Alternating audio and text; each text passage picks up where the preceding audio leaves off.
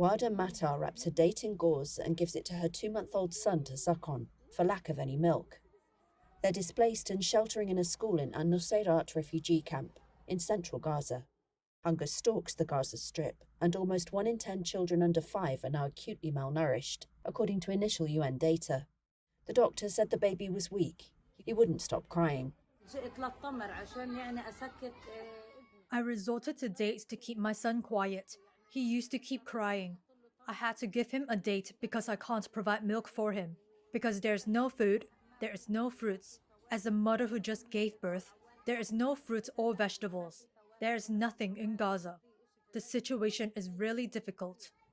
Food shortages have been a problem across the Palestinian enclave since war broke out between Israel and Hamas on October 7th.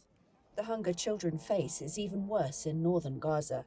These 3 brothers ran away from home in Gaza City because there was nothing to eat. They say they came to find their aunt in Deir al-Balah without telling their father.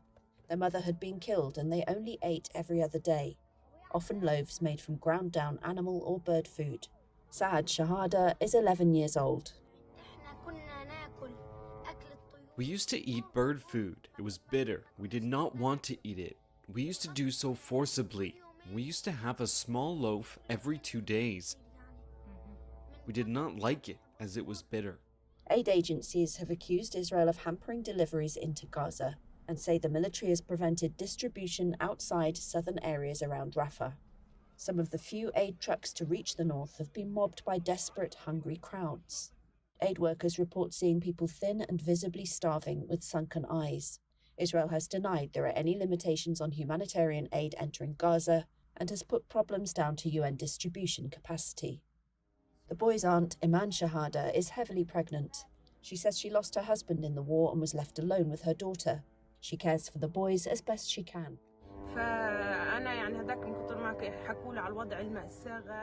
They told me about their miserable situation, which also exists here. We don't have money to buy a kilo of tomatoes.